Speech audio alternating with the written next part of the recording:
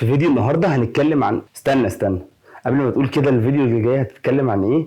انا عندي سؤال معلش اتفضل. دلوقتي انا شفت الفيديو اللي فات وبرضه مش عارف اعمل ايه كده عشان يكون معايا فلوس. بص، هو صعب قوي اقول لك ازاي يكون معاك فلوس في العموم، بس ممكن اقول لك كده على حاجات معينه على ارض الواقع تعملها علشان تبدا تمشي في الطريق الصح.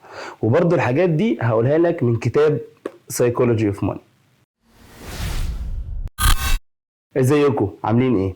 لو اول مره تشوفني انا احمد البوكل وده فيديو جديد بنحاول كده مع بعض ان احنا نكون احسن، فيا ريت بقى تعمل لايك علشان الفيديو يوصل لاكبر عدد ممكن من الناس، وتعمل سبسكرايب علشان كل الفيديوهات اللي جايه تشوفها على طول. ولو لسه مش عامل لي فولو على الانستجرام احب اقول لك ان انت فايتك كتير جدا، في هناك مسابقات وحاجات بتتعمل، هسيب لكم لينك الانستجرام في الديسكربشن تحت وهتلاقيه كمان في اول كومنت. والحاجات اللي بنعملها هناك مختلفه خالص عن اللي موجوده هنا، يعني مثلا بنعمل كل يوم سؤال لو جاوبت اكبر عدد من الاسئله صح ممكن تكسب جيف اواي حاجه زي كده. فاعمل لي فولو كده وحاول كل يوم جاوب على قد ما تقدر من الاسئله. بص، هي الفلوس بمزاجنا او غصب عننا هي اكتر حاجه بنفكر فيها، علشان من غيرها الحياه غالبا هتكون اصعب بكتير جدا مما نتخيل. وجزء كبير من اللي احنا بنعمله في الدنيا عموما هو علشان بس ان احنا نحاول نوفر لنفسنا حياه احسن او عيشه احسن، صح بقى او غلط، وسواء كنت شايفها وسيله او غايه.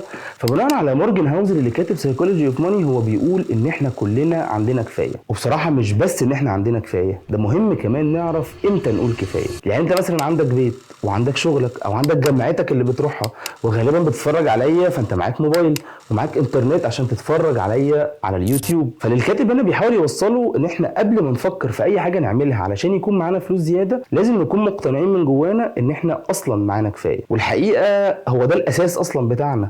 يعني دايما احنا بنحب كده الكلام بتاع الناس اللي بره اللي احنا بنحس ان هم فاهمين اكتر مننا، بس لو رجعنا لاساس حياتنا نفسه اللي هو ديننا هيقول لك ان انت اهم حاجه في حياتك علشان حياتك تبقى مستقره وسعيده هو احساس الرضا باللي ربنا كاتبه لك. الرزق مش فلوس بس، الرزق ممكن يبقى بالنسبه لك اهل، صحاب، صحه، ولاد، اسره، ايا كان نوع الرزق اللي ربنا كاتبه لك. فانت مش لازم تضحي بكل ده علشان شويه فلوس زياده في الاخر. طيب نفترض ان كل الكلام ده بالنسبه لك تمام، ماشي، انا فاهم كل اللي بيحصل ده وعارف انا بضحي بايه وعارف انا هضحي بايه علشان ايه. طب ازاي بقى اعمل فلوس زياده؟ ازاي ازود دخلي؟ ازاي اعمل حاجات تخليني اعيش حياه احسن؟ خليني اقول لك على الحاجه اللي اينشتاين قال عليها ان هي اقوى قوه في المجره، وهي الكومباوند انترست او الفايده المركبه. تعالى كده ناخد مثال وهو وارن بافيت. وعلشان نفهم الفايده المركبه مورجان هاوزر اتكلم على مثال اللي هو وارن بافيت اللي ثروته دلوقتي وانا بصور الفيديو ده تقريبا 116 مليار دولار. بس اللي برضه انت ما تعرفوش ان وارن بافيت ده بدا يستثمر وهو عنده 10 سنين. والحقيقه اللي يمكن تكون معلومه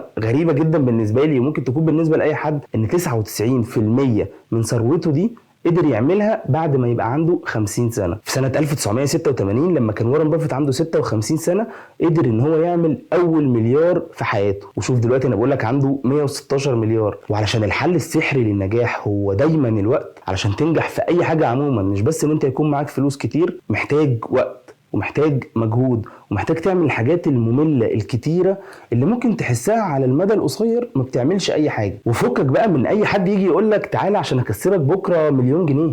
الكلام ده ما بيحصلش، مفيش فلوس في الدنيا ومفيش حد هيديك فلوس بين يوم وليلة. لازم تتعب ويكون عندك الدافع ان انت تفضل تعمل الحاجات العادية دي لفترة طويلة جدا علشان تبدأ بس تشوف الفلوس ماشيه في ايديك. حاجه كمان مهمه جدا لازم ناخد بالنا منها ومورجان هاوزر اتكلم عنها في الكتاب، وكان ساعتها بيبعت جواب لابنه بيقول له انك ممكن تكون فاكر ان انت عايز عربيه غاليه وبيت كبير او ساعه قيمه، بس الحقيقه انك مش عايز كل ده.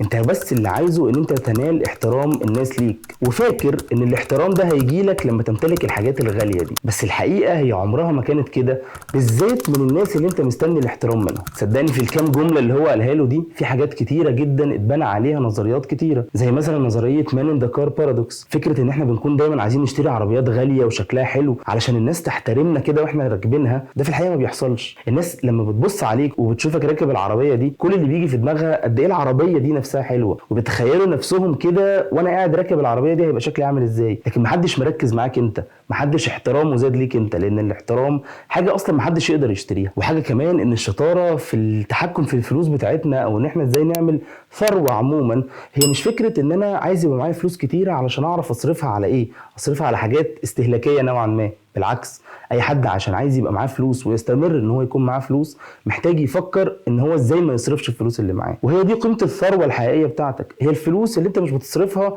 على المنتجات الاستهلاكيه اللي احنا كلنا غرقانين فيها. ففكره بقى ان انا عايز اكون مليونير عشان اصرف على الحاجات اللي انا عايزها، صدقني المليون دي هتخلص بعد اقل من 24 ساعه. حاجه اخيره كمان محتاج تبدا تعملها، وممكن تبدا تعملها من الفيديو ده كمان، انك تكون فاهم ان انت مش انا، وانت مش زي اي حد تاني. اللي نجح مع اي حد تاني مش بالضروره ينجح معاك. لازم تبقى فاهم ان اي حد هيديك نصيحه هو بيتكلم من وجهه نظره الشخصيه، ومش بالضروره ان وجهه نظره دي هتنفع معاك.